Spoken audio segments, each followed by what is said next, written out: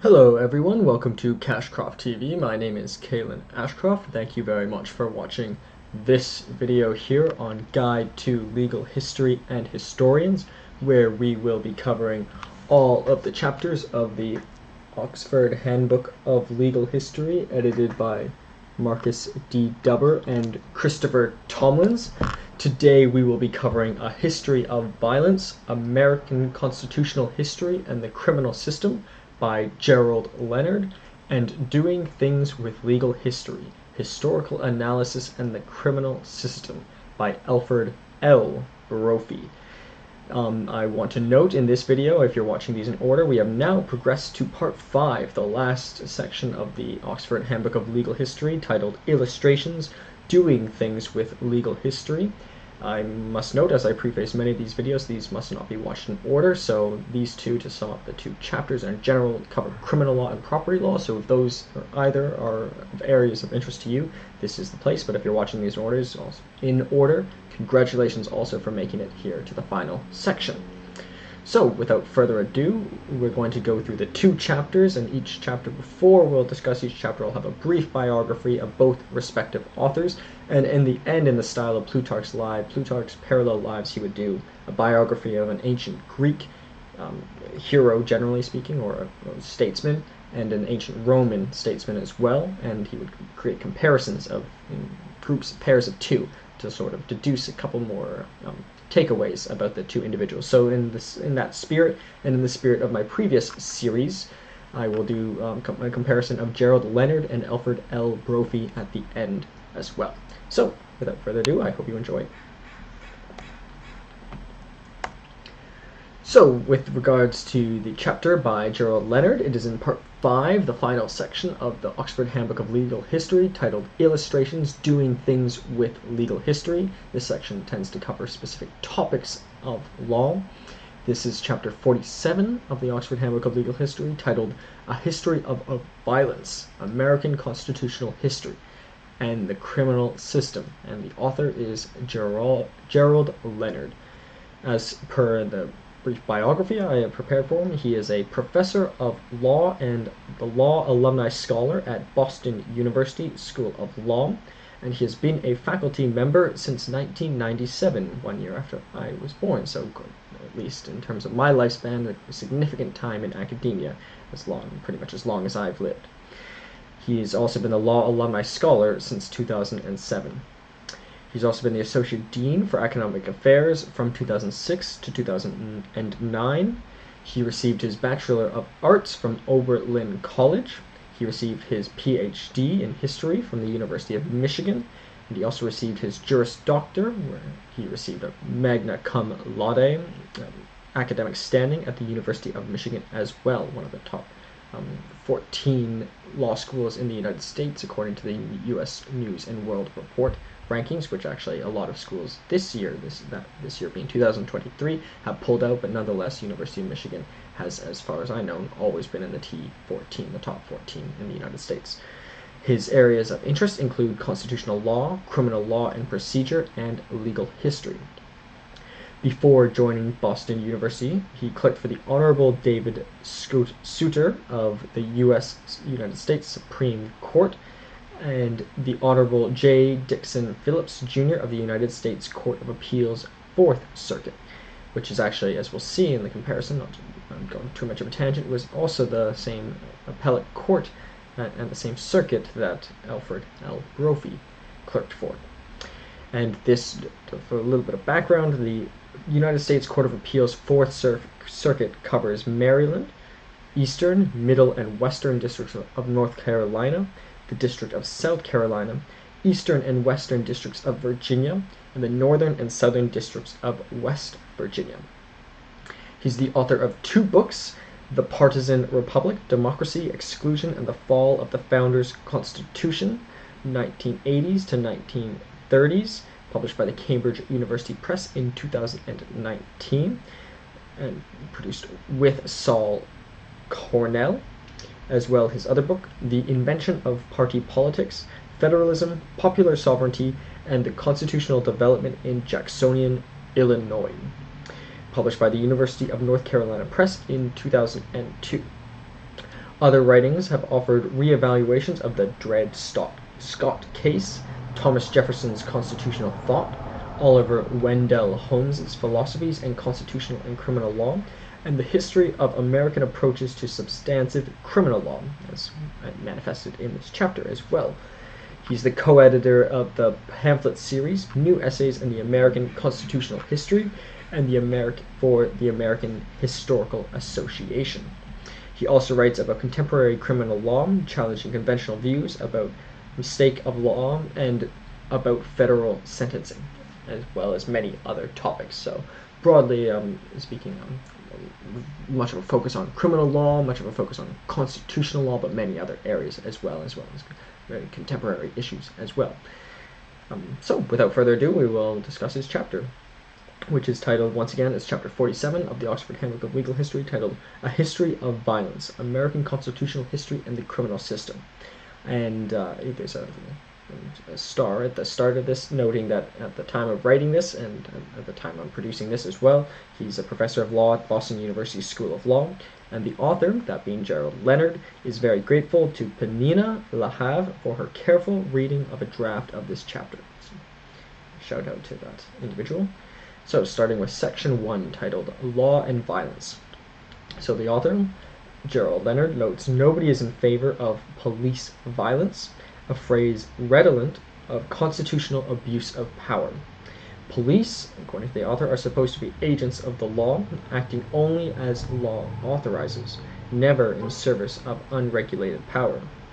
When the United States USA Today headlines in an opinion piece titled On Father's Day, Remember Dad's Suffering Loss Because of Police Violence, the obvious premise, according to the author, is that police violence is unjustified, a violation of victims' rights, and inconsistent with law itself. Similarly, when The Atlantic runs We Too Are Targets of Police Violence, it is argued that black women, just as much as black men, are disproportionately victimized by police violence. The premise is the same, according to the author, that police are supposed to be agents of the law, not violence. On the other hand, the author notes, law itself depends on violence.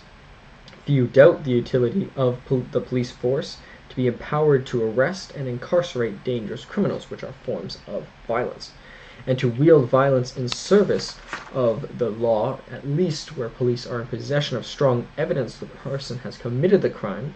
To subdue, arrest, and cage criminals is not assault and kidnapping, but rather a defense of the rule of law itself. So, sort of justified violence in a sense.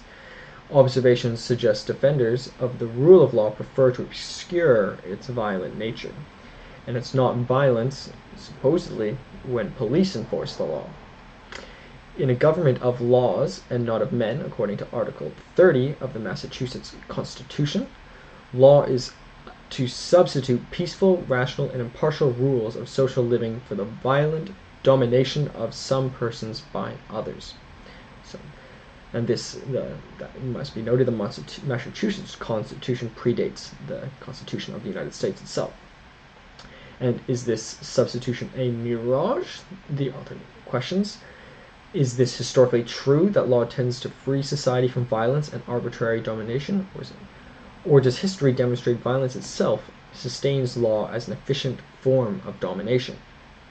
This chapter, as we shall see, is about violence of constitutional law as verified by American constitutional histories. There's our legal history aspect, and does not claim that law is wholly a mirage and that it obscures and facilitates violence it purports to supplant, but suggests that it is a lot of what it does. The next section, section 2, seeks to eliminate the centrality of violence to history of American constitutional law. Although nothing could be easier than to find epic examples of injustice, such as most recently, I would say George Floyd is one that jumps to my mind, the object is not to call out injustice as such, but to illustrate the violence, justified or not, at the root of and continuing history of constitutional law. The balance of the chapter then turns specifically to the history of some current controversies in American constitutional law of crime, and will attempt to demonstrate the historical violence of American constitutional law illuminates the shape and trajectory, the limits and possibilities of American constitutional law in the present. Indeed, it will note that there are doubts that constitutional law of the U.S. is distinct from that of any country that claims to adhere to a set of constitutional principles and institutions. So that's an important takeaway, that although this is specifically the chapter revolves around the American experience, it applies to many other countries. I'm a Canadian myself, and I'm certain, and I've observed that these principles are, at least have somewhat analogous implications in my country as well. So without further ado, moving to section 2, titled Constitutional History as a History of Violence. So the author notes, criminal law is the most conspicuous form of domestic state violence. So the constitutional law that frames the American criminal system is the focus of the chapter. So that's essentially a justification for focusing on constitutional law. And one of the large draws to me about the United States law is the constitutional aspect. From my standpoint, I think constitutional law is somewhat analogous to sort of a civil component, that being civil law from mainland Europe within the United States system, because it's kind of not necessarily common law in itself, it's more of a doctrine. Although there's different ways of interpreting this doctrine, nonetheless it's somewhat more doctrinal than common law, not pure. Even in civil disputes, however, rights of enormous value are at stake in these concerns. When law vindicates one interest at the expense of another in cases better and grade, it usually silently threatens to forcibly impose its notions of freedom, equality, well-being, and justice, and exploits the resources, labor, and humanity of one party for the benefit of the other. No law, according to the author, is impartial, but merely provides at best relatively peaceful and predictable ways of vindicating some interests at the expense of others, with a threat of violence hidden as deep in the background as the rhetoric of law can manage. The point is not philosophical, but historical, according to the author, so that's hence it being included in the Oxford Handbook of Legal History. So many important things here. So one thing that's, the word isn't explicitly used, but deterrence. The threat of the violence has to be real for people to actually choose to not make the act, whether or not the violence is actually committed in terms of punishment.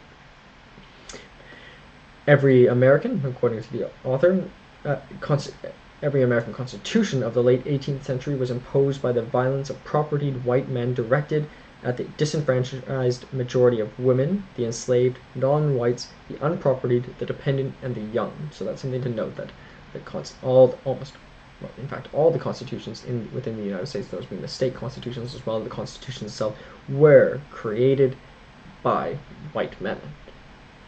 Yet there were procedures, orderly legislative actions, majority votes of electorates and legislative bodies, and constitutional conventions as well. Although notwithstanding some measures of variety in states, so there's some deviation across states, it was broadly true in the 1770s and 1780s that American state governments were created and recreated without the direct participation of the vast majority of their population. So, although I believe, and I've read the Constitution and the Federalist Papers, and I do think the Constitution is absolutely brilliant, but it must be noted that there must perhaps be some bias in it if it was produced only by white men, perhaps. The overwhelming majority of women could not vote as well at this time, and probably some exceptions in some town elections, and a narrow temporary exception in New Jersey's state elections. So there were some participation as well.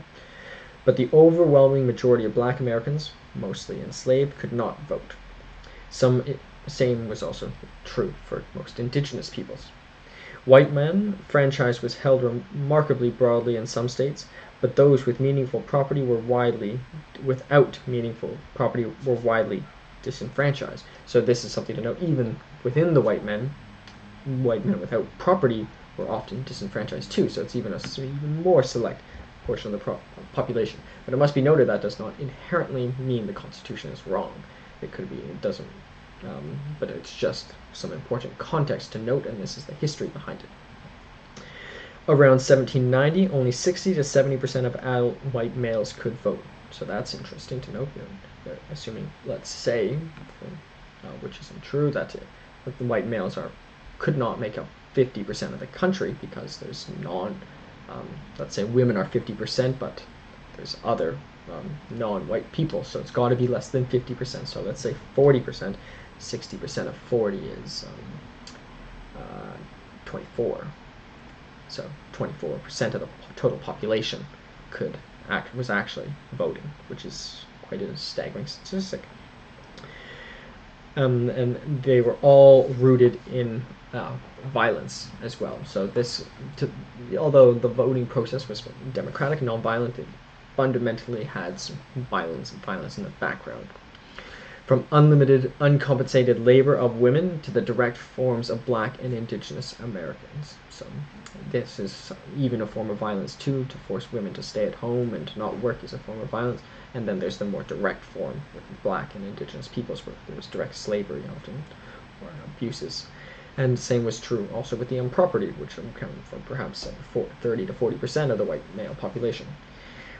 And also the children as well, so that even brings the figure down from significantly less than 24% likely. The Federal Constitution of 1787 perpetuated all these forms of violence and further disregarded the legal constraints imposed by the Articles of Confederation, namely the requirement of unanimity among states for amendment of the Constitution. It was amended to only 2/3 of both houses of Congress, or 2/3 of the states request in convention are called for the purpose. So within the states, to make an amendment, for example, there does not need to be unanimous votes across all the states. Only 2/3 are needed, so that is a form of violence as well, or 2/3 of the House. So even there's a form of violence inherently within the House of Congress as well, in that, for example, the 2/3 have control over the last third, and the third can't really do anything. And if they do try to do something, they'll be faced with violence. And it's still only replacing a prior structure previously imposed on the nation by a narrow segment of the population, which was the Articles of Confederation. Frankly, it embraced enslavement of millions of Americans in the Fugitive Slave Clause, and this will not be discharged from the position and be delivered upon claim of the party. So that was an important statute or law that was perpetuated. Also, the incorporation of the Contracts Clause was designed to prevent states from offering types of economic policy and relief inconsistent with the economic views of the well-property farmers. So these are tangible things that specifically benefit the white landowners. It only required 9 of 13 states to sign as well. And it was gradually ratified eventually by all 13 states in the original Constitution. And at least a few states dropped property requirements for voting for the convention delegates, but the ratification electorate remained quite restricted. So all these restrictions, as we can see, kind of narrowing down who actually holds the power, and it was fewer and fewer and fewer people, and sort of perpetuated as well. And as we've seen, specific benefits were given to them. It's easy to ignore, according to the author, the violence of the process, as founding constitutions established familiar institutions of peace.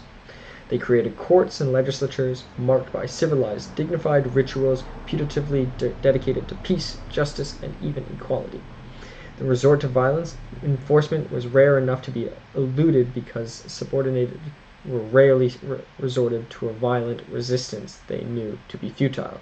So the violence was rarely clearly manifest because those who were subjected to it rarely fought back, because they knew that they did not have the power.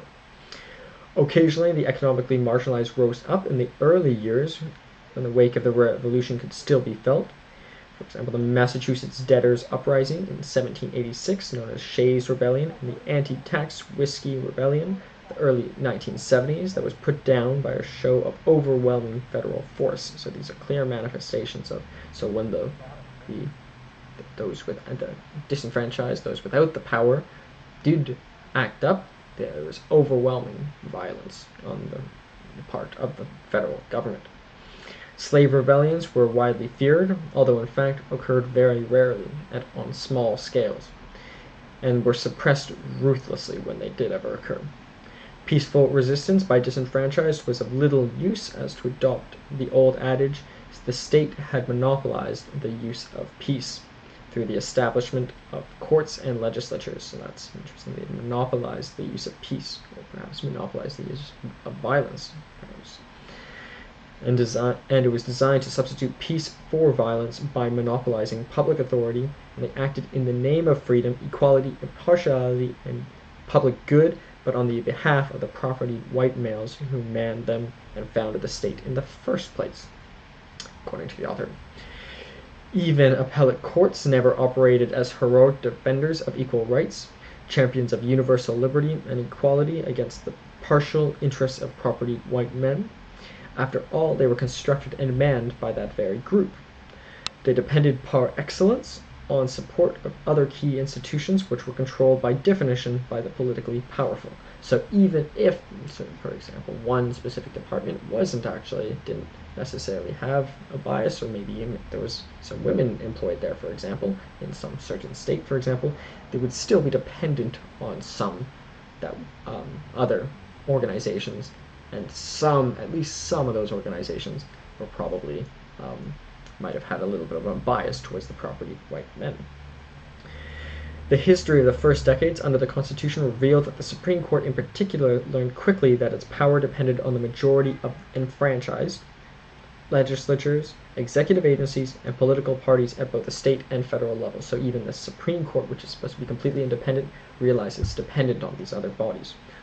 The courts wielded power only as long as they were adequately integrated themselves into political dynamics and the trajectories of other important institutions. For example, there was the Marbury v. Madison case of 1803 and Fletcher v. Peck case of 1810, which both cases the President and Congress were able to marginalize the court's authority and denying it control over public policy.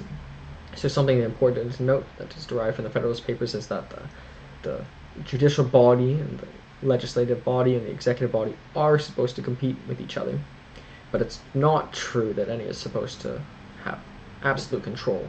The authors feared that it would be the legislative body, but here it's the legislative body and perhaps the executive body maybe teaming up to get the judicial body. It could go all three ways, but nonetheless they're all mutually dependent, and even the one that's supposed to be absolutely independent is inevitably not. And furthermore, one of the things written in the Constitution is that to become a Supreme Court judge, for example, you have to be appointed by the President, so therefore there's sort of that dependency, but they're all overlapping in a really quite beautiful way. But there's also downsides, or perhaps potential risks, that Gerald Leonard is noting here, alluding to. The author, Gerald Leonard, also notes, it's also clear in the great Indian cases, those being First Nations or indigenous cases, late in Judge Marshall's time on the court, beginning with Johnson v. Mintosh of 1823 and extending through the Cherokee cases of the early 1830s. Context was a past and future of violent conflict among Indian nations, the national government, the state governments, the westward moving settlers. The Constitution and Washington administration ostensibly looked to a future of Indian relations governed by law rather than violence.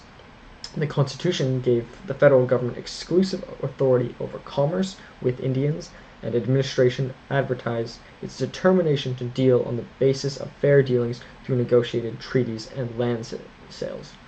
But steady migration of white settlers westward since the 17th century continued through the 19th had always been marked by violence as much as by law, and even the law, I would note, is also rooted in violence as well, otherwise it would have no power. State and federal governments themselves often threatened violence as they relentlessly pressed Indian nations for cessions and concessions. In the Johnson case, Marshall reluctantly legitimated all this violence by inherited what he called right of discovery that granted British discoverers an eastern seaboard ultimate title over all land to the interior of the seacoast.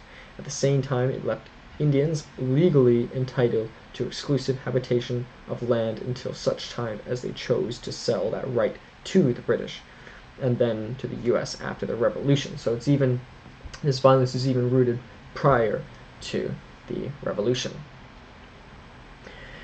There's an odd pragmatic line between discoverers' title and to the land and the inhabitants, and continuing right of habitation illustrated the utter arbitrariness of the doctrine, according to the author.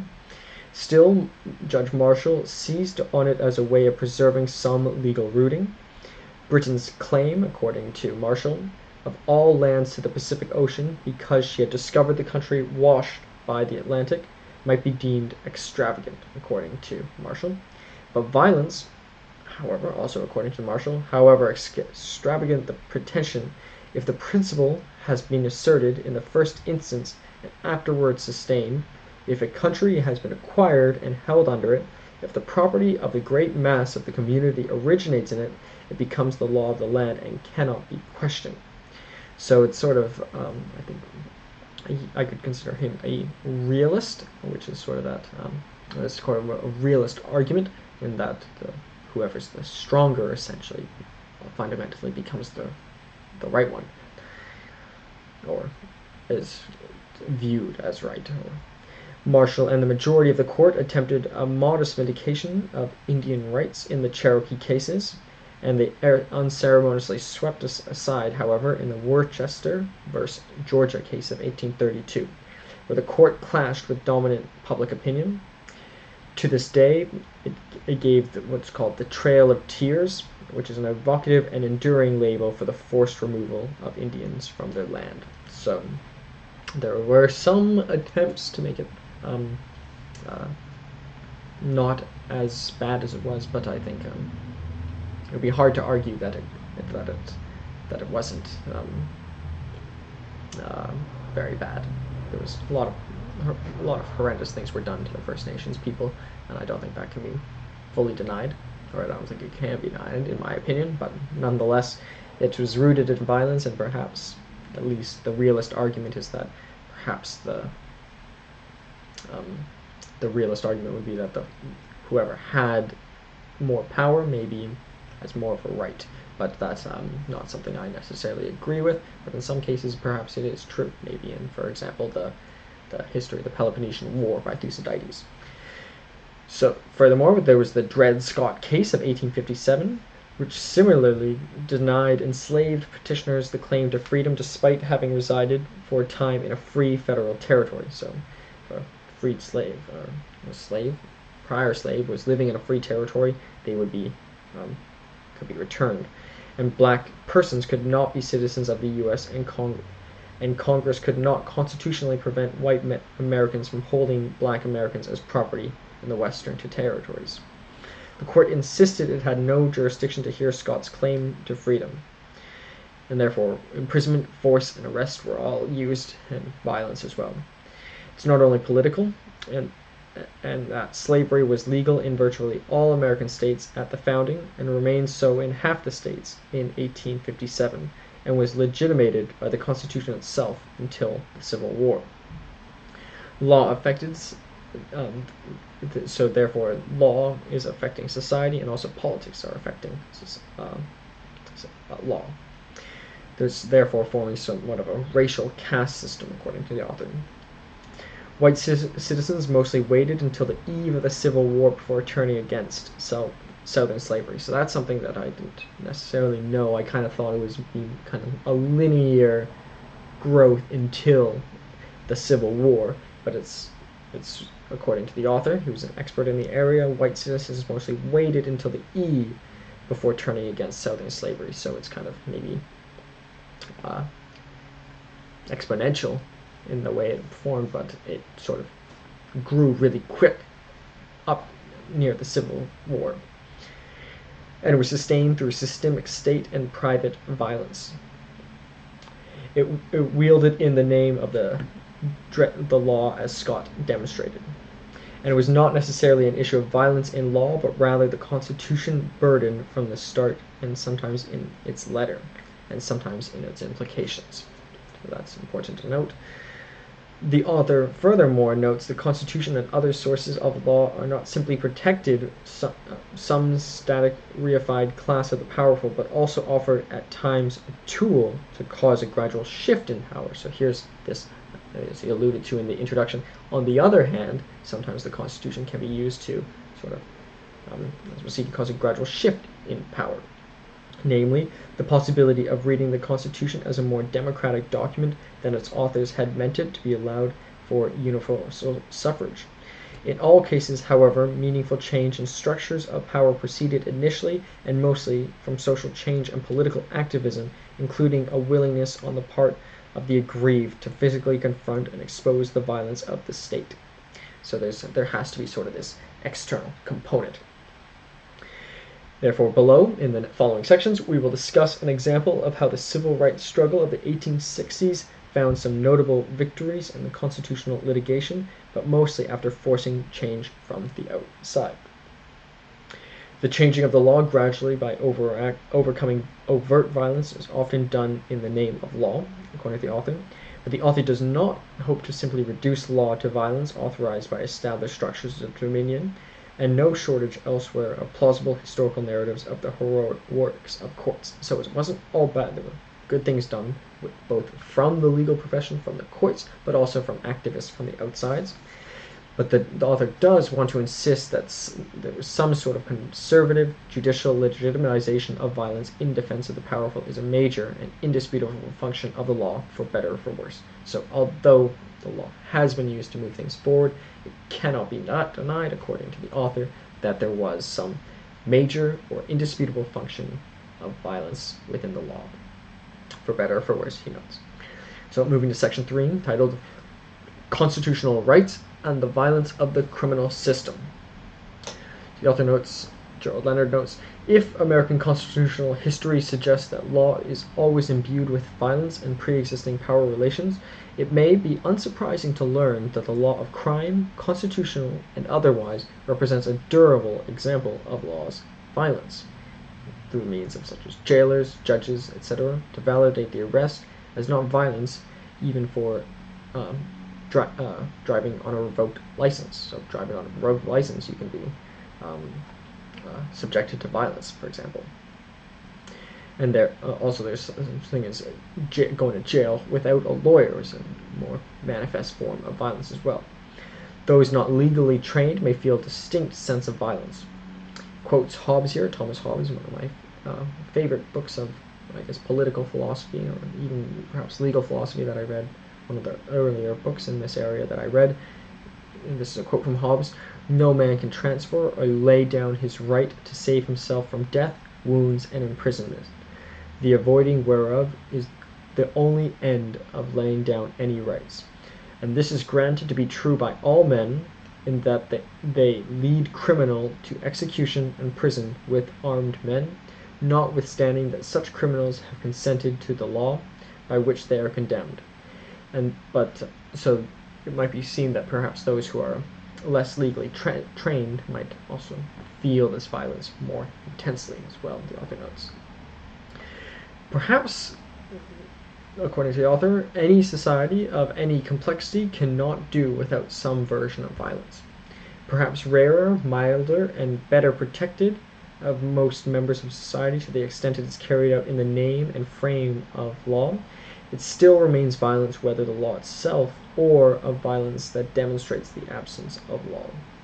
If the infusion of law into such violence marks a civilized society, one should never assume that the law has supplanted violence. So, I think this key takeaway here is that just because it's law, we cannot change the name and say it's not violence. It's still violence. It's just perhaps more justified. And history shows that this is important, according to the author. Also, violence tends to remain in the hands of the dominant groups who triumphed in the violence contest to begin with. And it may appear not impartial or just. Not to say that constitutional is not really law, nor a charade. Today, violence that runs through and around American law appears most conspicuously in the criminal system. It purports to legitimate its practices by pointing to the right of every defendant to a lawyer, assuring violence only according to impartial principles of law. The Constitution embraced the right into legal counsel in criminal cases from its almost earliest years. But 170 years passed before the Supreme Court of the U.S. held in Gideon v. Wainwright in 1963. Side note, Gideon is actually one of my favorite characters in the Old Testament, but this is a different Gideon, of course, in 1963, that the state violence of criminal law required a state-funded guarantee of defense counsel to legalize that violence. Still, for better or worse, a large proportion of the criminally accused still face the violence of the system without meaningful counsel or with no counsel at all, a fact that has taken half a century to begin showing up in public consciousness. So I was so surprised to find a very close friend of mine was studying this topic, and I was thinking, this is only is this topic not old, but it's surprising that that, for example, pro bono counselors still have significant issues, considering that the right to a counsel was even something that was implied from Federalist Papers. And it's unclear what it looked like in the 19th century, but unlikely indigent accused had a meaningful representation except in very serious cases. So I tend to agree with Gerald Leonard here that it's unlikely that the indigent accused had better treatment in the 19th century than they do today. A campaign to establish a state-funded infrastructure of public defense began only in the 1890s.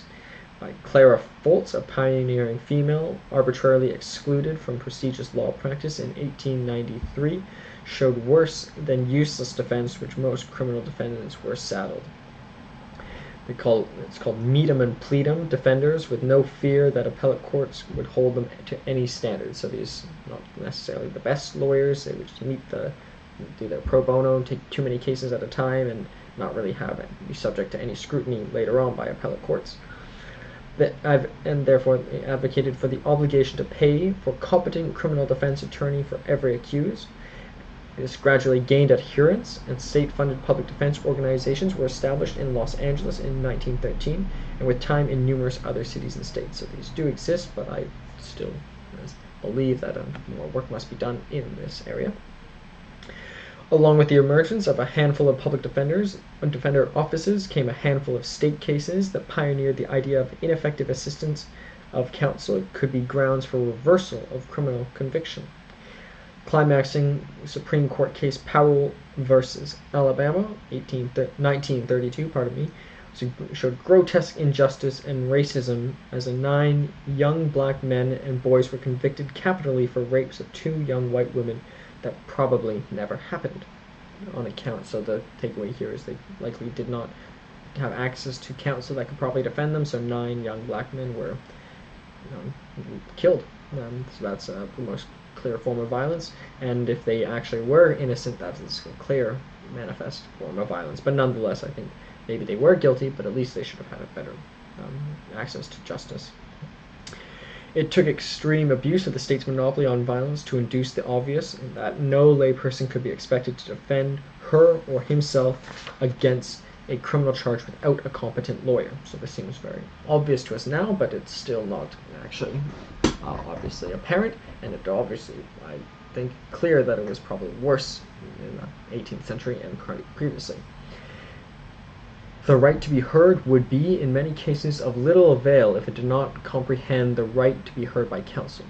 So, found in Arjing Singer versus Hamlin in 1972, and just as true during the first 140 years of the Republic as in 1932. For some reason, however, the court was ready only in the latter date to acknowledge the truth and demand this basic constitutional guarantee of legality. Even in Powell, however, the court did not clearly extend the right beyond capital cases. The most unambiguous cases of state violence could be seen as judicial murder. So perhaps in capital cases they do get a defense. I think there's law and literature is one of the chapters we discuss here. For example, To Kill a Mockingbird. Atticus Finch is probably one of the greatest lawyers of town, and he's drawn to the case partly, it's clear, it's partly because it is a murder case, so perhaps better lawyers are inherently attracted to the murder cases. But what about the smaller cases, they're more likely to even get a worse lawyer. But nonetheless, we saw those 9 young black men were killed capitally and perhaps didn't have good enough defense at that time either. But nonetheless, the author does note there seems to be a bias towards that the capital cases might get a better defense than those that are non-capital. By the time of Gideon versus Wainwright in 1963, the majority of states guaranteed counsel statutorily in serious felony cases, while all states did so in capital cases. Gideon then held that all states must provide counsel to the indigent capital cases. It is not clear how often it really were before or after Powell cases was in fact provided. Nor was there a guaranteed standard or particular sort of case. It was not until 1984 that the court established in Strickland versus Washington a standard for ineffective assistance under the Sixth Amendment guarantee of a right to counsel, giving shape to the smattering of constitutional cases in lower courts that tried to give life to Powell, Gideon, and Argesinger. Still, to this day, there are claims of ineffective assistance overwhelmingly fail in court, and defenders often carry caseloads that are so unmanageable that the defender has neither the time nor resources to investigate the facts and do meaningful legal research or perform any services for the client beyond facilitating a quick guilty plea. So they're sort of overburdened, perhaps likely underfunded as well, and I think those two are quite connected. A 2009 report evidenced less than an hour or no more than a few minutes for the average misdemeanor. So,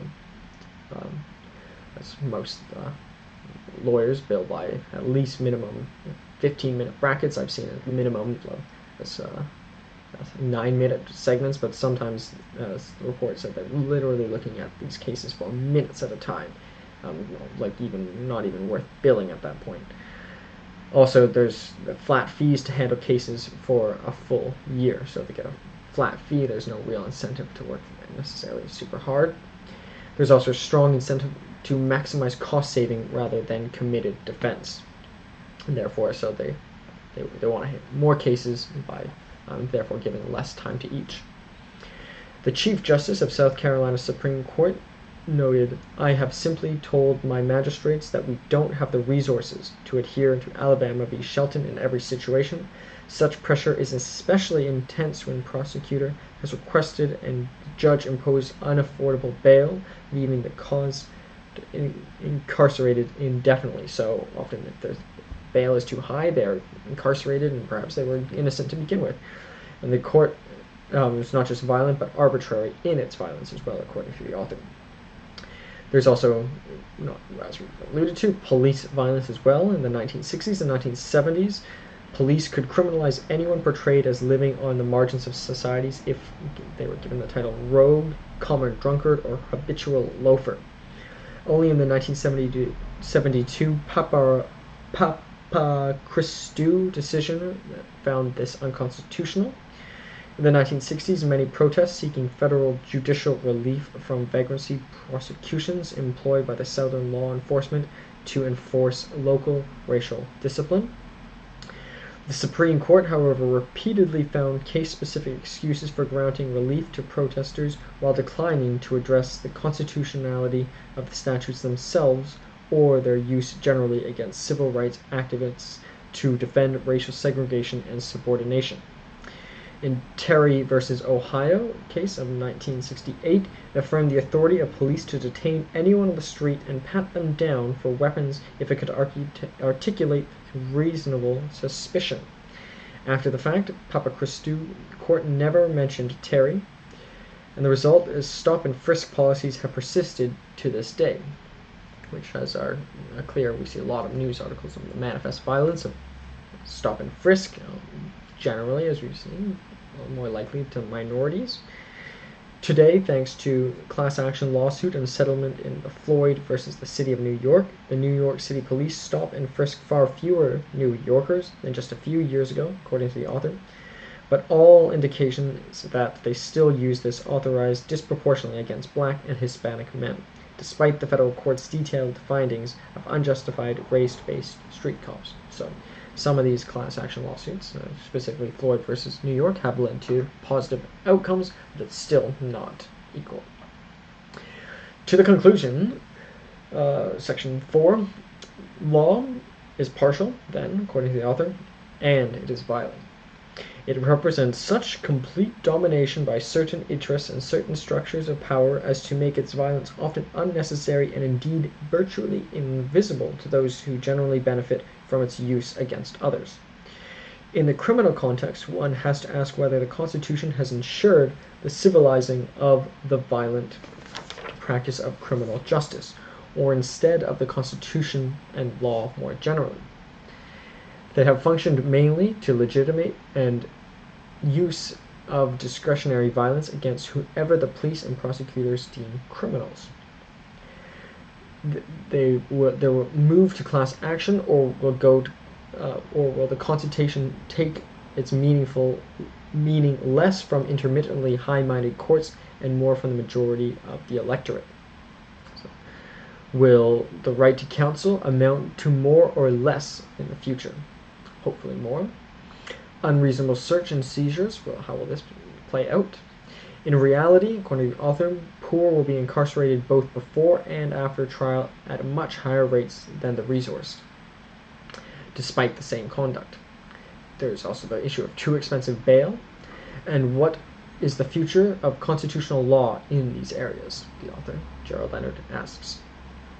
Can constitutional law civilize the violence that the criminal law visits on the marginalized, the constitutional errors of those vanquished by the founding fathers? Or is law only for those who wield violence, occasionally providing tools by which a few victims exchange places with the victimizers, thus forestalling the next revolution? History does not offer much hope for an escape from violence, but it does offer an awareness of the violence of the law, for better or worse. So very, very fascinating chapter, at least for me. I'm fascinated in criminal law and constitutional law. And yeah, I hope you enjoyed and learned as much as I did from this chapter by Gerald Leonard. We'll quickly discuss the content of his slide before moving to the chapter by Alfred Brophy and the comparison where we'll compare Gerald Leonard to Alfred L. Brophy and learn a little bit more about both. So the position is Gerald Leonard is a professor of law and alumni scholar at the institution, Boston University School of Law. Suggested readings include The Partisan Republic, Democracy, Exclusion, and the Fall of the Founders' Constitution, 1780s to 1830s, with Saul Cornell, published by the Cambridge University Press in 2019. A second book, but previously published, The Invention of Party Politics, Federalism, Popular Sovereignty, and the Constitutional Development in Jacksonian Illinois, published by the University of North Carolina Press in 2002. Areas of interest include constitutional law, criminal law and procedure, and legal history. In terms of the images, in the bottom right we have the seal of Oberlin College, where he received his Bachelor of Arts. In the top right we have the University of Michigan, where he received his PhD in history as well as his Juris Doctor. And in the top left we have the University of Boston University seal. As for the three quotes I've collected, first quote, "These observations suggest that defenders of the rule of law prefer to obscure its violent nature. They prefer to separate the law from the violence it authorizes, from the very violence that makes it law rather than the moral philosophy and moral exhortation, and indeed from the violence which gives birth to law and legal orders in the first place." Second and next quote, "Law is partial, then, and it is violent, and it represents such complete domination by certain interests and certain structures of power as to make its violence often unnecessary and indeed virtually invisible to those who generally benefit from its use against others." So that's an important takeaway, that perhaps those who benefit more might see it less. And third and last quote, "History does not offer much hope for an escape from violence, but it does offer an awareness of the violence of law, for better or for worse." So once again, this chapter is in section 5 of the Oxford Handbook of Legal History, titled Illustrations, Doing Things with Legal History. It's chapter 47, titled A History of Violence, American Constitutional History and the Criminal System, and the author is Gerald Leonard. It's Dr. Gerald Leonard as well. So moving to the next section.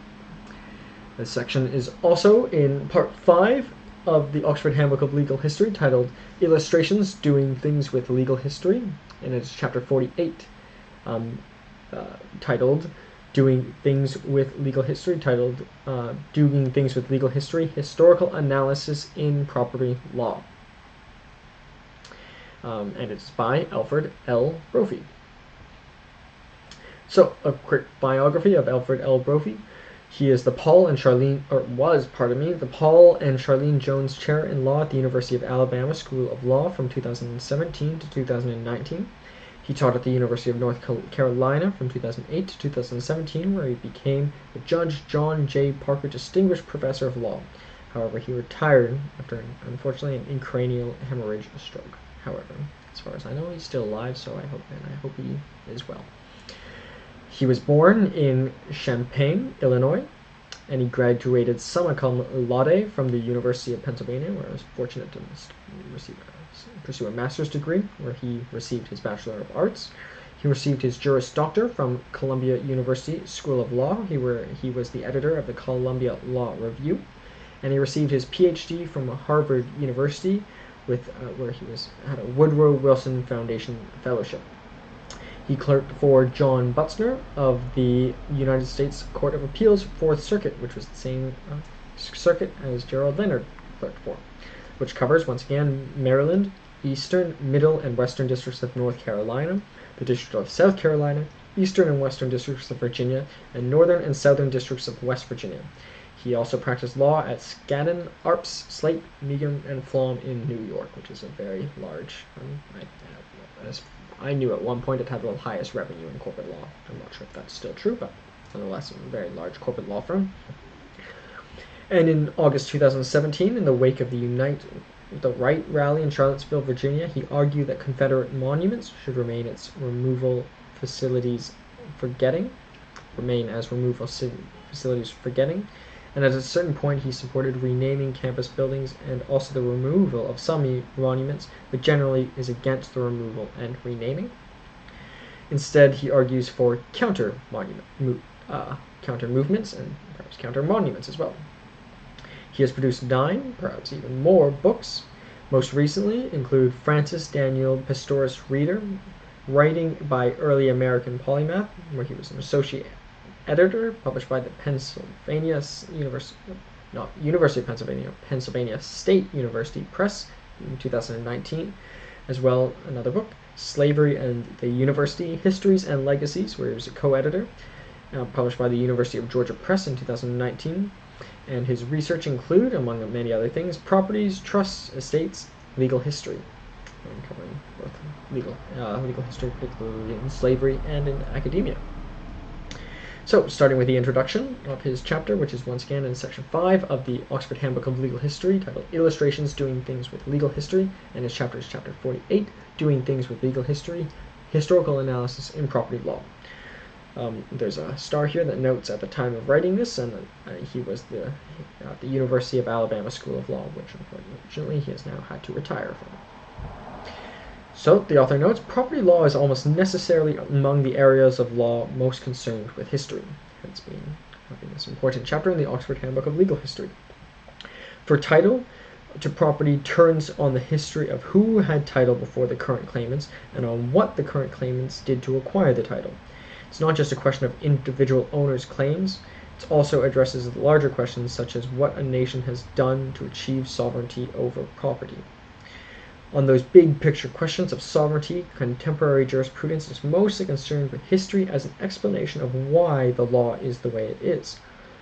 History is a tool for understanding the evolution of law, although throughout much of the U.S.'s legal history, historical analysis has also justified sovereignty over land and ownership of human beings, and for judges and lawyers frequently turn to historical analysis to justify the property rights as they were.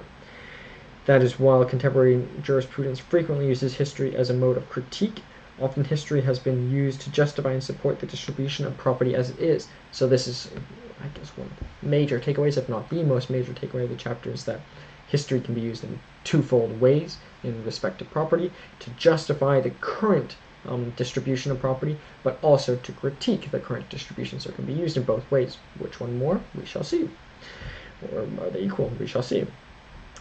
The author notes dual nature of the role of historical analysis in property law, so this is a dual nature, as the explanation of how we get to where we are and as a justification for, although perhaps unjustification, the distribution of property, and it appears in the two chief Justice John Marshall's property opinions, those being 1823 opinion in Johnson v. Mintosh, which involves Native American sovereignty, and the 1825 opinion in The Antelope involves the international slave trade. Both address big picture questions of why a nation might be able to assert a claim to property, in one over the land taken from the natives, and another to human beings themselves as property.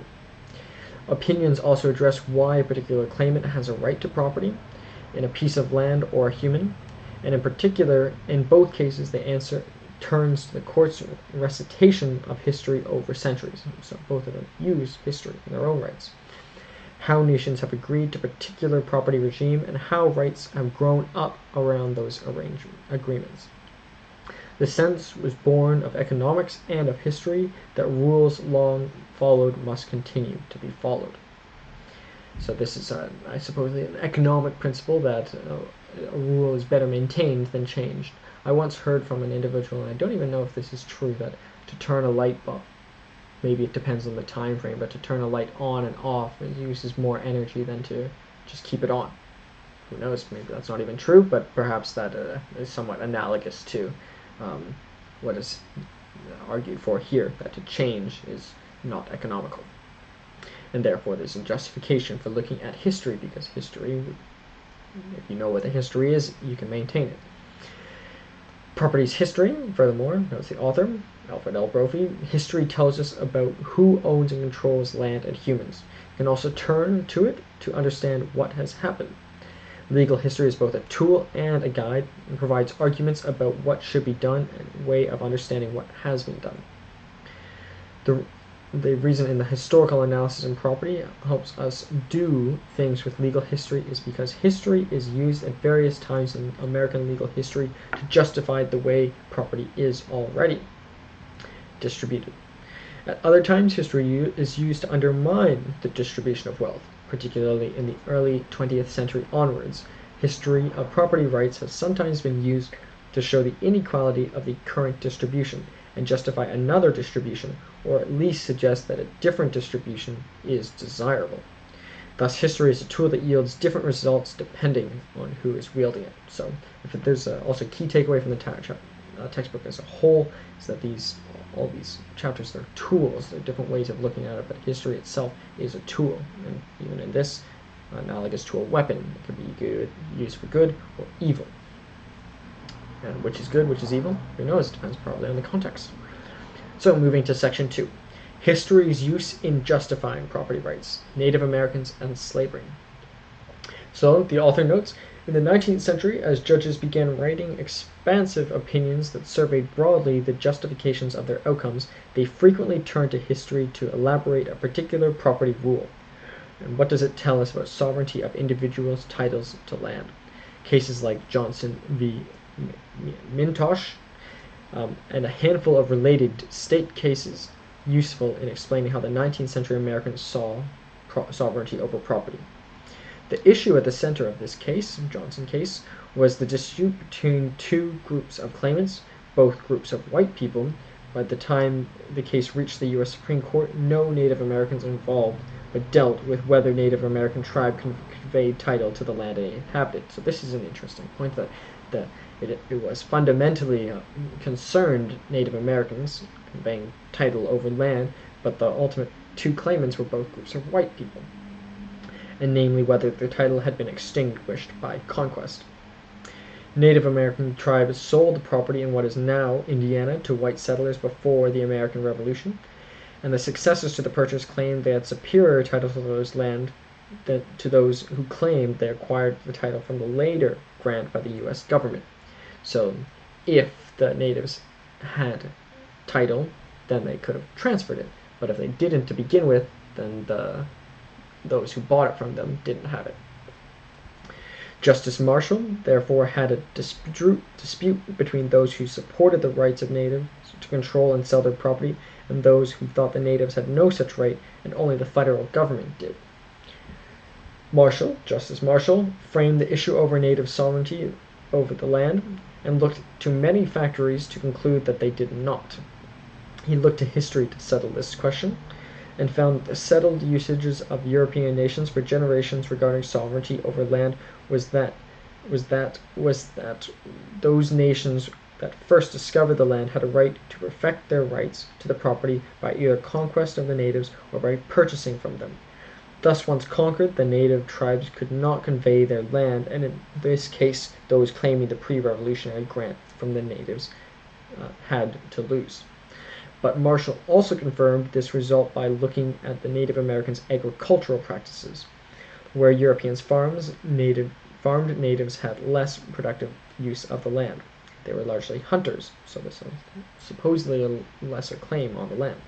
Thus, Justice Marshall joined in the history of property law with his understanding of native land use to justify taking the land away from them, a form of what one might call applied legal history. The historical argument grounded in a vision of white supremacy and power that justified taking away rights from natives to control their land. This is a case I'm familiar with. One of my co-workers was leading counsel on it, a barrister. It's in the Chatlet case in one of Captain James Cook's, whose cousin, I think, I really admire Captain James Cook. But nonetheless, in his diary, he noted that the Chatlet people had stronger claims or different agricultural practices from other nations. So therefore, it's potentially a stronger claim on the land. Nonetheless, they actually lost the court case in the British Columbia Supreme Court. But nonetheless, we'll see, it might go to the Court of Appeal. But nonetheless, to what extent they were using the land does, at least in the way the law is currently applied, affect how their title claims in today hold effect.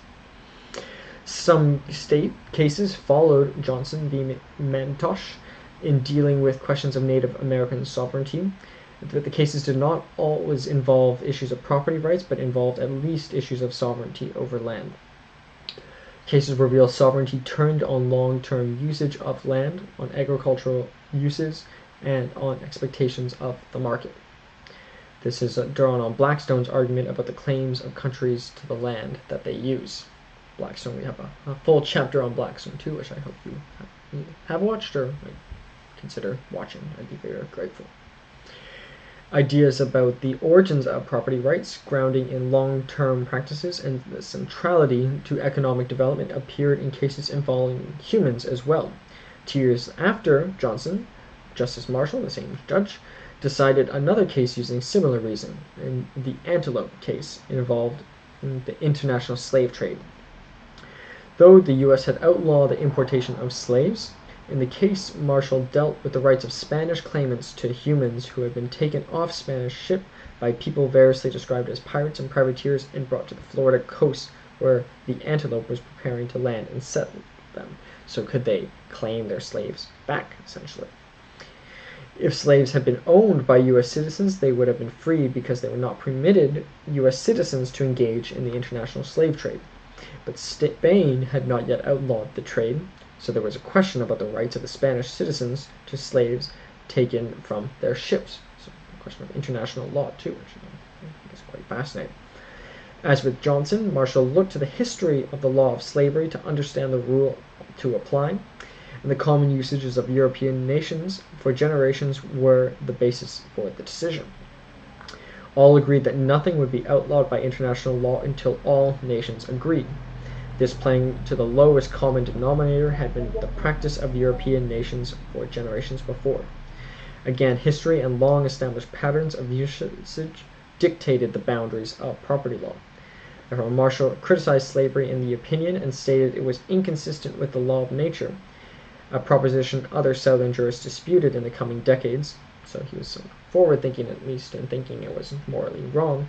But Marshall believed property rights in humans was established law and accepted for generations, nonetheless. Slavery then has its origins in force, But as the world has agreed that it is a legitimate result of force, the state of things, which is thus produced by general consent, cannot be pronounced unlawful. So essentially the Spanish claimants were allowed to reclaim their slaves. Marshall concluded that slaves taken from the Spanish ships had to be returned, though in a move that was perhaps subtly anti-slavery through in the details by saying it is against the laws of nature, and demanded the Spanish claimants be able to identify the people who were taken from their ships before they could claim their slaves. So I think that's good, at least some redeeming factor that make the slaves free until proven that they could identify them, so they don't at least get some people who were never slaves to begin with. But it's still obviously wrong. This is wrong, but at least Justice Marshall was a little bit forward-thinking. The use of history to justify property rights in humans appeared frequently in the pro-slavery arguments. Some of the most comprehensive theorizing about the relationship between history, society, and property occurred in the context of the debates over slavery. They turned to debates that took place in the wake of the Nat Turner Rebellion of August 1831 in Southampton County, Virginia. The spring Virginia legislature took up the debate about the petition filed by the Quakers in Virginia's Charles City County, where more than half the population was enslaved. That's a crazy thing to think of nowadays. And asked the legislature to do something to end slavery in the Commonwealth. So the Quakers, as many people note, which is actually the mascot of University of Pennsylvania, where Alfred L. Brophy received his Bachelor of Arts, they sort of essentially did lead the charge in ending slavery. Particularly, it's interesting that it was in a state that had some of the greatest amount of slaves. Or I don't know if that's the greatest amount, but at least almost half the population, more than half the population were slaves, so I can't imagine that being many states having significantly more than that. And it followed a wide range of ideas about the utility of slavery and property in Virginia society. Much of the anti-slavery arguments and debates were about grand Enlightenment theories of universal freedom, as well as the dangers that enslaved people posed to white Virginians. So there's the economic components, but also the threat of violence as well. Rebellion, after all, reminded everyone of the possibility of widespread violence.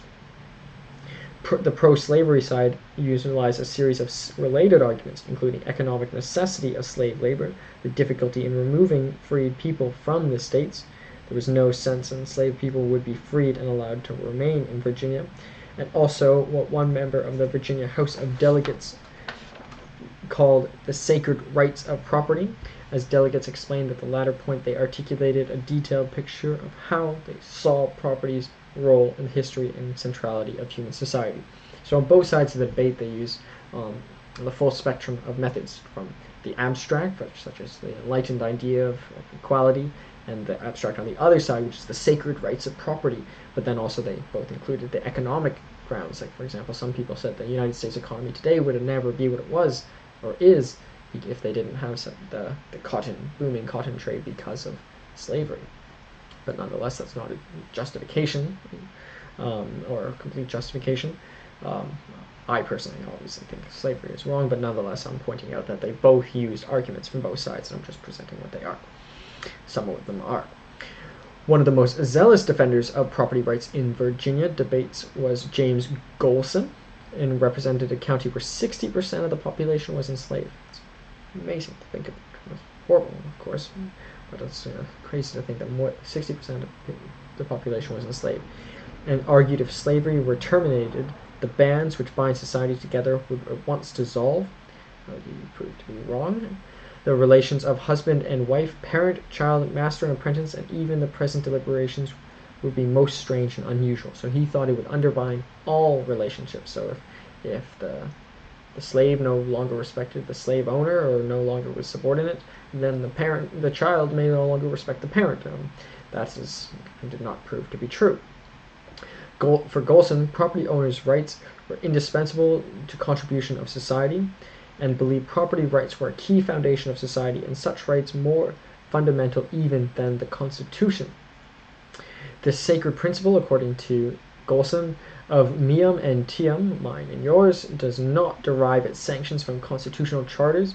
It has its foundations lay deep in principles of justice, and it is the very ligament which binds society together. Without this principle, there is no civilization, no government. It's quite extreme. Legislation threatened the sacred and long-standing rights of property on the basis of claims of necessity. This is again a quote from Golson. The spirits and specters they call necessity, self-preservation, public safety. The exorcism is simple process of taking 80 or 100 millions of private public property from public use without compensation. So that is something that is hard to reconcile, is that, let's say, slavery is wrong, which it is, I believe. Should the slave owners be compensated for the lost slaves, however? And if so, who should pay for it? I would say not the slaves. Should the taxpayers pay for it? Should those who never had slaves have to compensate the slave owners? It's a very tough question. Another delegate spoke about the importance of property rights was Thomas Marshall, the son of Chief Justice Marshall, if you recognize the name, and thought property and humans could not be taken away unless the owners were paid compensations, a similar argument to Golson, saying, whenever the tranquility and security of social society shall imperiously demand the sacrifice, the rights of property must yield to the preservation of happiness and life. But still it is a sacrifice, and one for which compensation should be made. According to son of Chief Justice Marshall, the defense of property was placed then on its importance to American society and constitutional principles, always based on the delegates' understanding of history. Thomas R. Dew, a young history professor at the College of William and Mary, which we note is actually the oldest university in the United States, college, that property is this creature of civil society and is subject to the action, even to destruction. By singling out the attack on property as the most dangerous of anti-slavery arguments, it connected property ownership to the pro-slavery argument. So there's a counter-argument that not constitutionally protected private property. In McDowell's speech, he noted, when property loses its utility, when it no longer contributes to the personal benefit and wants of the holder in any equal degree with the expense or risk of the danger of keeping it, much more when it jeopardizes the security of the public, its character of property in the just and beneficial sense of it is gone, and it may be regulated without private injustice, and in any manner which the general mood of the community, by which laws it was licensed, may require. The argument is a restatement of the common law doctrine that the state may regulate dangerous property. So this is one way of looking at it. Then let's say that, for example, the risks of having slaves are greater than the benefits. Then it's no longer property of value necessarily, and therefore they can be taken from the slave owners without the need of compensation. And it's a restatement of the dangerous property. Dew, on the other hand, like the Representative Golson, thought so far from being true in its application, it is not true in theory, and that he believed property was the foundation of government and its object of government is the protection of property. And he's published posthumously in 1852 a digest of the laws, customs, manners, and institutions of the ancient and modern nations, which is essentially a legal history of Western civilizations. He noted, there is not a government at this moment in Christendom whose peculiar practical character is not the result of a state of property. Property preceded and created government, according to Golson, not the other way around. So if property is the most important thing, then perhaps slavery could, under these grounds, be justified, but not if we follow McDowell's arguments. Dew drew the relation between lord and vassal sentiments of loyalty, which are analogous to patriotism in modern republics. So trying to equate patriotism to property. The harmonious sentiments in slave plantations were referenced, and Dew credited feudalism with the rise of liberty following Henry Hellman's History of the Middle Ages. So believed that actually this form of property is a form of freedom itself and liberty. And freedom arose from the conjunction between people and the feudal lords against the king, which led the House of Commons soon after 1066. The lords and the king were united against the natives. much as though whites in South united against the slaves. So the argument here is that perhaps this feudal state of the United States with slaves was uniting the state itself in its glue. Obviously, since slavery has been abolished in the United States, that's not true, because the peoples are still united and quite patriotic. Parliament also, as a result of the king's need for money.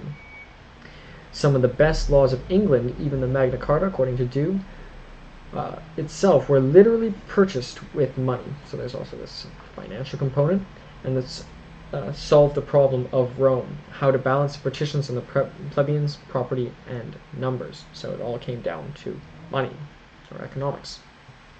Several decades after Dew appeared, the young lawyer in Georgia named Thomas R. Cobb, who published an inquiry into the law of Negro slavery. Pardon me for the word, but I think it's not as bad as the other one, but nonetheless it's the title, so I must say it. The most comprehensive pro-slavery legal treatise ever written, according to the author, was deeply interested in history, like Dew, and drew examples from ancient Egypt through the revolution in Haiti and emancipation of the West in the West Indies, and demonstrated history stretching back across thousands of years, demonstrated Africans were enslaved. And so this is using history for bad reasons, and slavery was their natural state, and there could be no successful emancipation. Which could be wrong because they are free now, but nonetheless there are arguments.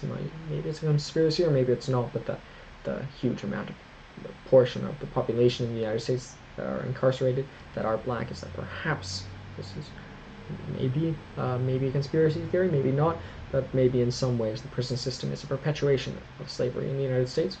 Perhaps that's up to you. Maybe let me know what you think of that. And often also the pseudoscience and sometimes contemporary sociology and economics used to further support the property in humans. So these pseudoscience things that saying that the natural state of the African is in slavery, which is clearly not true. History as part of a turn to empiricism that American law was making in the middle of the 19th century.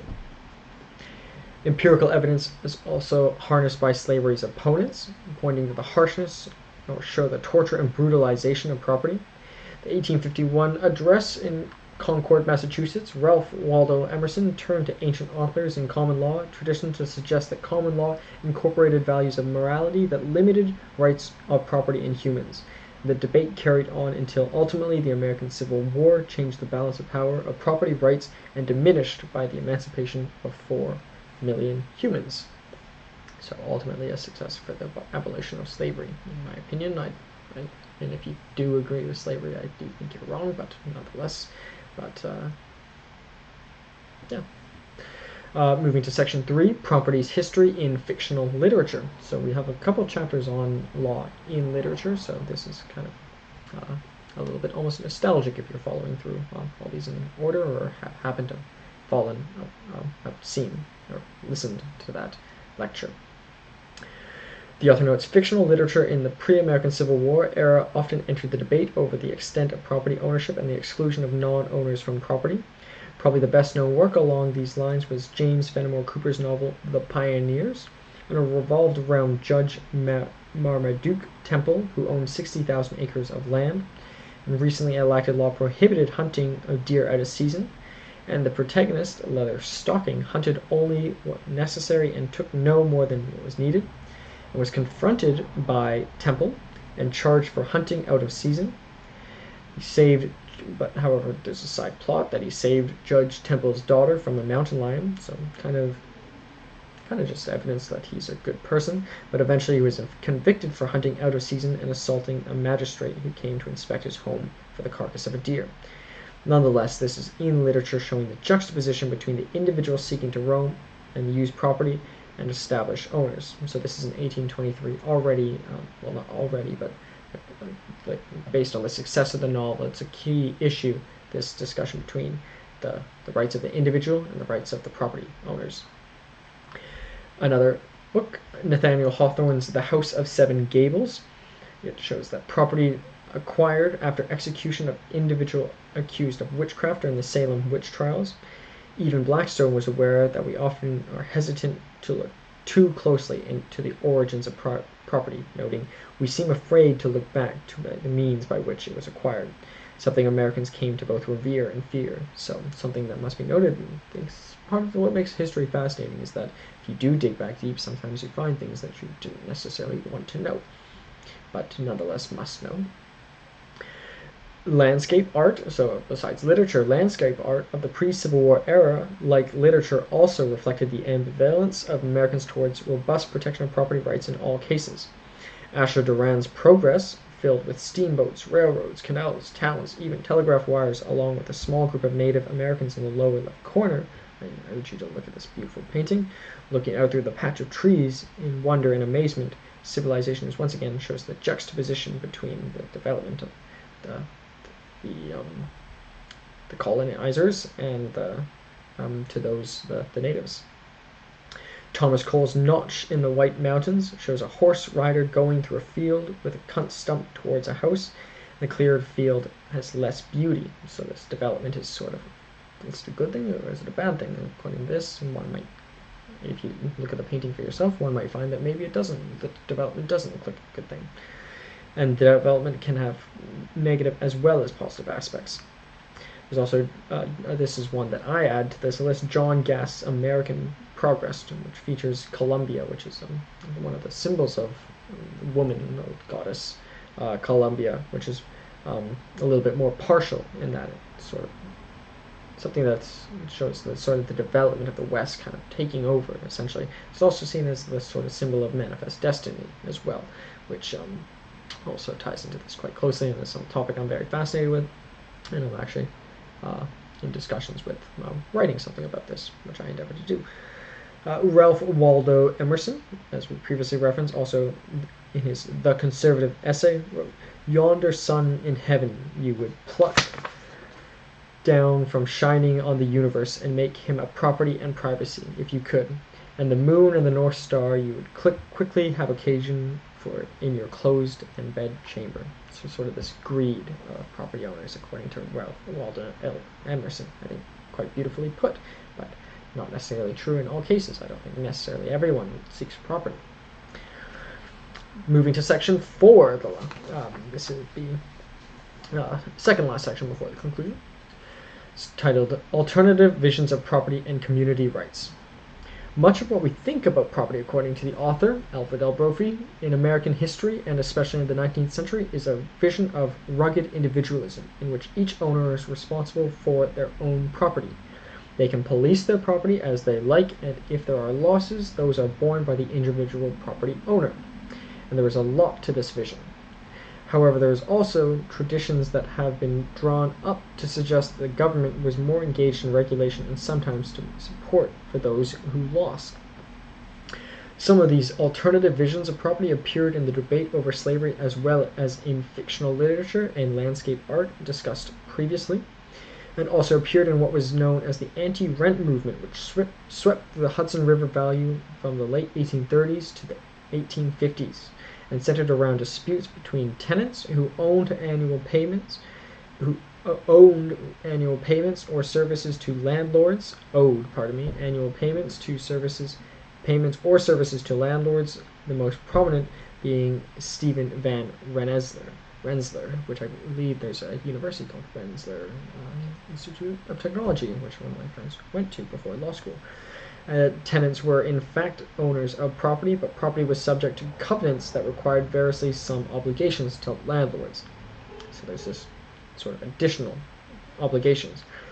Presumably the property was sold less than it would have without the obligation, so this is sort of an economic thing. If, for example, if there's contingent liabilities, you must pay a certain fee, then obviously the property is worth less, and therefore perhaps justified if it was included in the original price. But the obligations range from paying a portion of the sale price to annual payments to landlords to a small number of days of labor each year. This is something that was big in by Alexis de Tocqueville, the old regime in the French Revolution. There's the big things is all the tenants, the things they had to do, sometimes a certain amount of days per year, led to ultimately the revolution. Not direct causation, but certainly one of the key grievances. While Van Rensselaer had allowed tenants to skip service, when he died in 1838, his heirs began to try to enforce the obligations and obtain back this rent. This led to protests, increasing tension, more law enforcement presence, and ultimately some violence in which a few law enforcement officers were killed. Anti-renters argued they should not have to pay feudal dues on property. Landlords argued the property obligations had to be respected. Dispute took place in many places, from disguising as Native Americans and clashing with law enforcement to the ballot box where new members of the New York Assembly, Senate, and courthouses were instated. Anti-renters met with success in each place. Despite appeals, they found some obligations should not be enforced on tenants, and a turn against what was styled as English law of feudalism in favor of American property law, so sort of a movement away from English feudalism. So maybe something that would be more successful in the United States, which had a revolution where they broke off from the United Kingdom. So that might have been one of the reasons why they were able to sort of get away with not having to do these obligations. There is robust literature that surrounded this movement. The property secured the nation from excess democracy. The ultimate resolution was to allow many tenants to buy out their ongoing obligations. In many ways, a defeat for anti-rent who wanted absolute removal. So sort of going back to the old discussion, if can you buy your way out of it, perhaps? In other ways, reflected increasing power of the tenants to control their property. So a win and a loss, one might say. They were allowed to get away with it, but they did have to pay. In the Nat Turner Rebellion of 1831, as mentioned many times before, a number of rebels were suspected rebels were killed. The owners petitioned the Virginia legislature to ask for compensation for the slaves who were killed, and had the slaves survived and been tried, they would have been executed, and compensation would have been paid to the owners. So if they had gone through the legal process, they would have been compensated, but because they were killed not in that way, they wanted compensation nonetheless. And should the state compensate individual owners who suffered loss that in some way benefited or was perceived to benefit the public, or should individual owners bear the property, bear the loss themselves? So their argument was that the slaves had a benefit to the public, so therefore they should be compensated for their loss. Ultimately, they lost, despite many petitions, which I think this case was pretty clear. I don't think that's right. Firstly, I don't think they can make the argument that the slaves benefit the whole country, and therefore I don't think they should have been compensated for their loss. Benefits and losses and government intervention were all involved, and quasi-slavery arrangements were included as well. And it treats slaves as slaves, according to the Carolina Supreme Court. Given the centrality of the economy to the United States, no one should be surprised, according to the author, to learn that the state and federal governments had policies to promote the acquisition of land from natives and other countries, and then encouraged its development. Nor should we be surprised, according to the author, to learn that the common law of property evolved to protect the interests of owners, such as allowing easy recording of title and mortgages and providing for efficient foreclosure of mortgages. Also, debates between competing users of properties, often between longer-term users and more recent arrivals. For example, the United States Supreme Court case of 1836, Charles River Bridge versus the Warren Bridge, where the Charles River Bridge Company had a state charter authorizing it to charge a fee to cross its bridge, claimed that the chartering of a nearby competing bridge infringed on its contract rights. So now here we have two bridges competing against each other. Obviously the people who own the bridges, but nonetheless. A property cornerstone case of American society, and property rights robustly protected. For the final 3/4 of the 19th century, history used largely to justify the current distribution of property.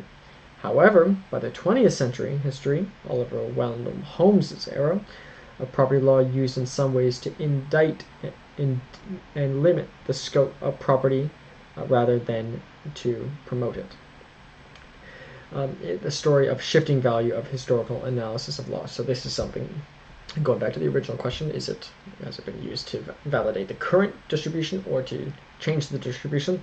It's that in the final 3/4 of history, it was largely for the current distribution, but by the 20th century it started to shift more, maybe not mostly in favor, but shift more in favor of a new distribution.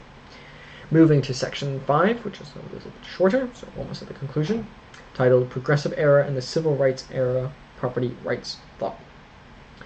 The author, Alfred L. Brophy, notes, pre-Civil War lawyers celebrated property's role in progress of civilization and used such imagery to oppose efforts at redistribution of property.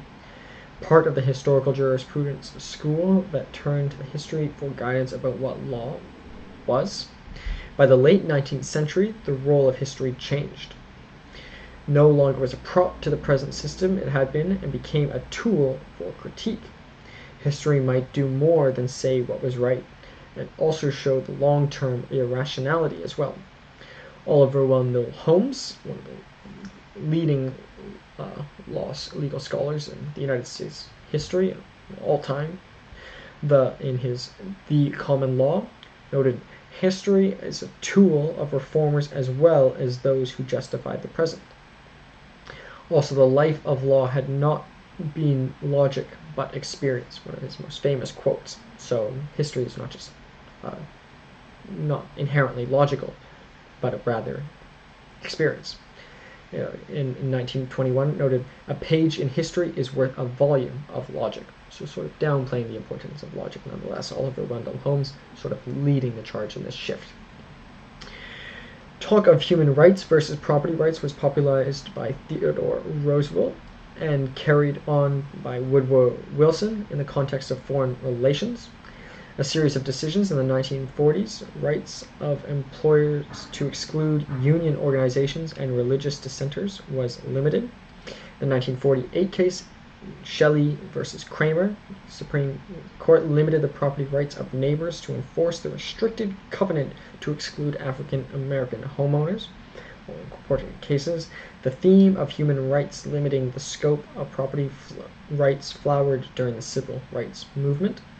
Harper Lee's recently published novel, Go Set a Watchman, which is the same author of To Kill a Mockingbird, according to the author, illustrates the challenge that civil rights movement posed to establish property rights. Jean Louise Finch, who is the protagonist in I'd say both books, was told by her uncle that respect for property had declined. So sort of, at least in literature, manifesting this. And what emerged from the Civil Rights Act of 1964 was a new understanding of the relationship of owners of property and the rights of non-owners.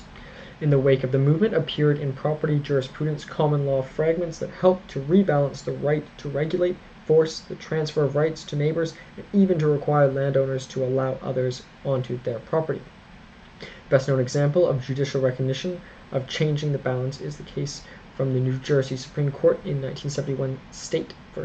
Shack, which allowed lawyers and physicians to visit migrant farm workers who were residing on a farm even though the farm owner told them that they could not visit the worker. So there's definitely a change, a shift in property rights where once there was, you could shoot somebody if they came on their property, but in this case, doctors and physicians were allowed to go, not even to check on the owner, but to check on their farm workers, migrant farm workers. So the huge shift. So once again, Oliver Wendell Holmes sort of led the shift, but also those such as Theodore Roosevelt and Woodrow Wilson in relation to their foreign relations, many significant cases such as Shelley v. Kramer, and even in literature, once again, such as Go Set a Watchman, manifest that there was a shift in the way history was utilized in respect to property rights and property law. So to the conclusion, which is section 6. Two competing visions, according to the author, of the right to exclude the community's rights and property have been in existence since the colonial era. The former, largely dominant in each era, central tendency of American property law has been towards respect, even reverence for property owners. So this is important to note. Even in later eras, it was still the central tendency. The history of property has been used to offer support for property rights. The long history makes the distribution of property look normal, natural, and something that cannot or should not be challenged. But then there was a competing vision, as we see, which is perhaps, at least it grew. It's perhaps not dominant, but maybe it will be dominant nonetheless. And I think it's coming to, not to make it too political, but I think it's more of a left-leaning ideology, whereas right-leaning would be more respect for property rights, whereas left would be more sort of respect for the non-property owners. The history of property has been shown to show unequal distribution of property and offer an alternative vision that expands the rights of non-owners of property. Understanding there has been a history of robust protection of property owners is often used to justify further protection of property rights. Conversely, and particularly in the 20th and early 21st century, history of opposition to feudalism and protection of rights of non-owners is sometimes used to protect the rights of non-owners. History of property has been a tool of judges and legislators to support property rights, and also, less frequently, a tool of critique. So there's sort of coming back to that question, predominantly to protect the status quo, but also, and less frequently, a tool of critique of the status quo. So a very, very fascinating chapter on property law by Alfred L. Brophy. We'll quickly go through the content of the slide, which I have prepared, and then we'll talk a little bit more about Alfred Brophy in a comparison with Gerald Leonard. So his position was Paul and Charlene Jones Chair in Law, which unfortunately he's had to retire, at the institution, the University of Alabama School of Law. Suggested readings include Experiencing Trust in the States with Gordon D., Snedon K., Spivak K. C., and Tate A., which by West Academic in 2021.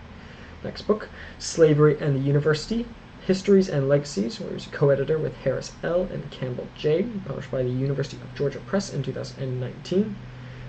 Third book, amongst, I believe he has at least 9 books, University Court and Slave, Pro-Slavery Thought in Southern Colleges and Courts and the Coming of Civil War, published by the Oxford University Press in 2016. Alfred L. Brophy's research interests include law during eras of slavery and Jim Crow, law and legal studies, legal analysis, legal theory, political theory, and as you might guess, legal history.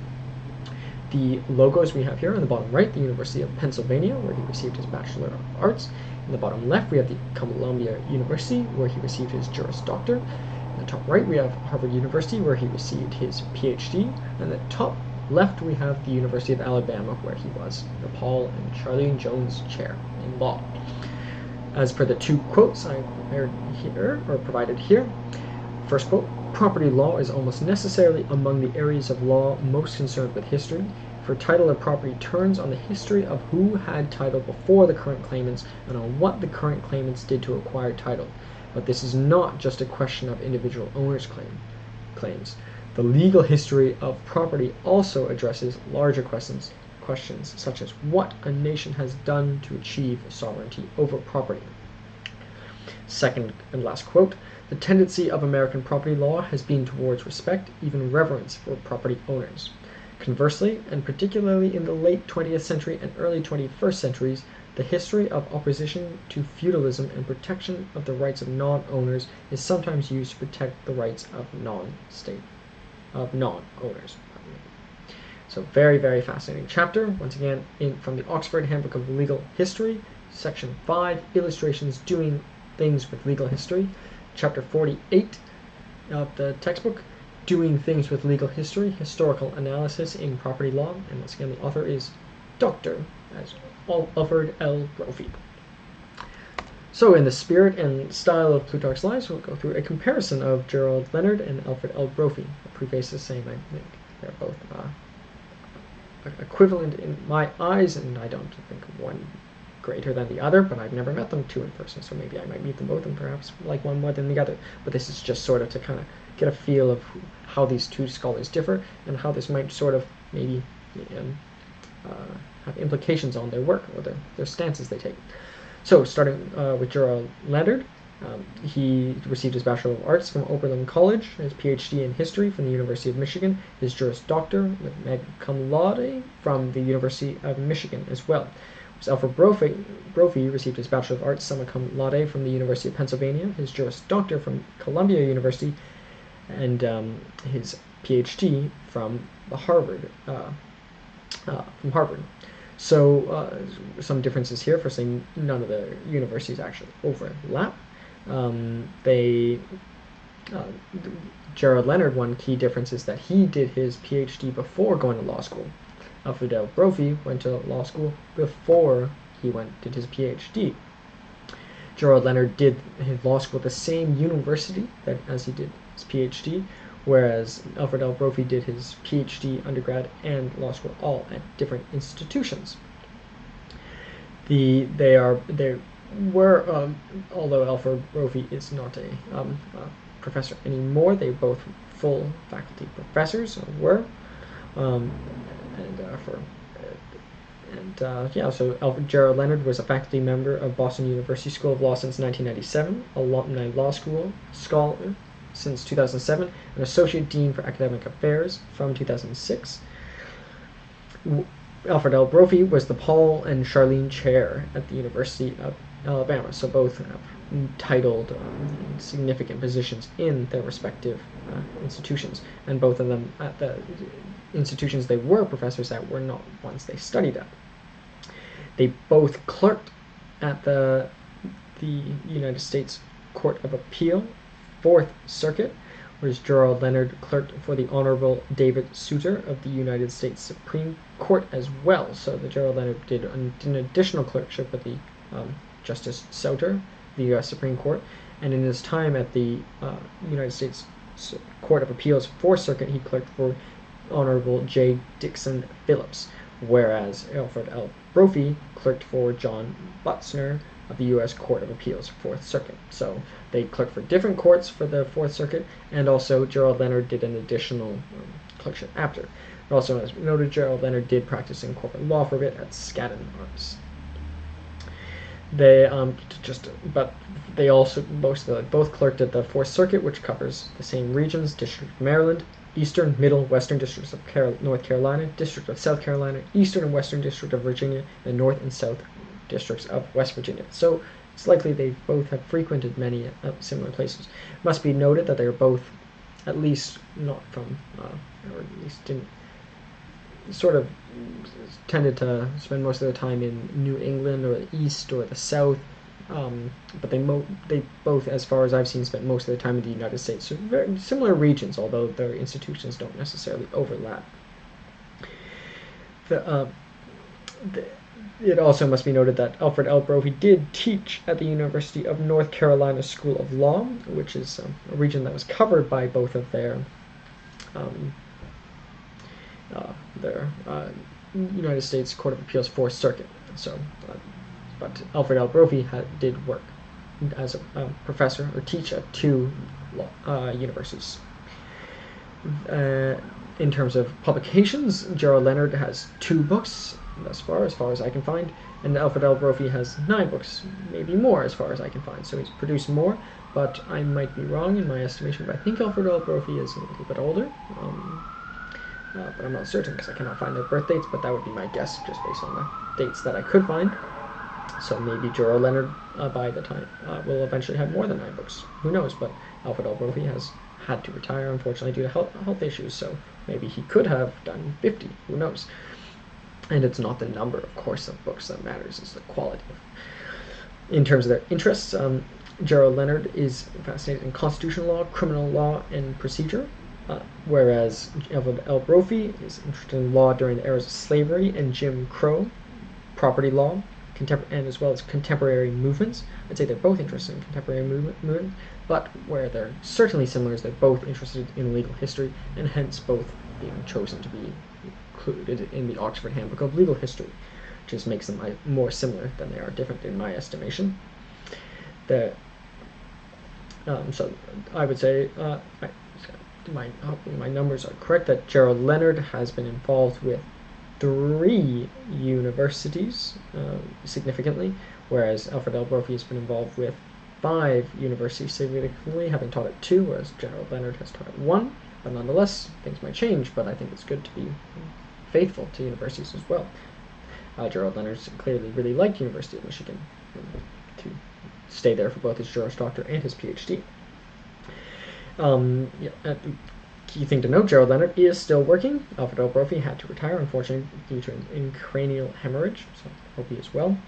I think in terms of conservative or liberal. I think they're both pretty similar. I don't think they're both either particularly political, but it must be noted that Alfred L. Brophy did do some sort of advocate in favor of maintaining Confederate monuments, which is by some considered to be more conservative than the average person, at least to speak out about it, even though maybe the average person doesn't want to take down the monuments. To speak out about it is a little bit more of a conservative thing. And Gerald Leonard, by constitutional law, is generally considered a more conservative field, but I wouldn't say it's anything.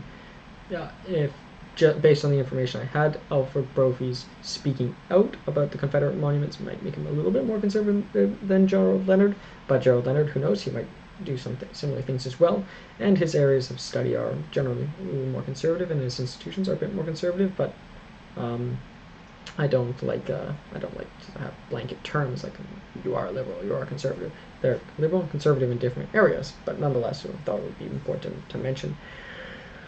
They both clearly fascinated in American history. They're both very have a significant American focus, but it doesn't seem like they have a significant experience outside, but I may be wrong. It's just not included in the biographies that I could find.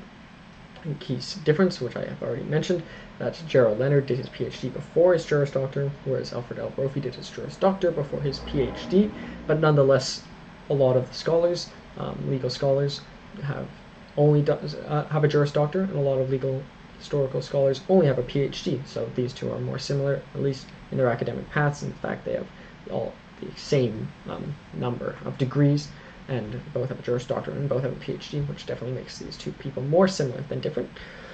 And yeah, they both clerked and covered. They both have some connection to North Carolina. I think that's something that makes them in common, both having clerked for the Fourth Circuit, which covers North Carolina. However, Alfred Brophy's connection may be stronger there because he worked for the University of North Carolina for a bit.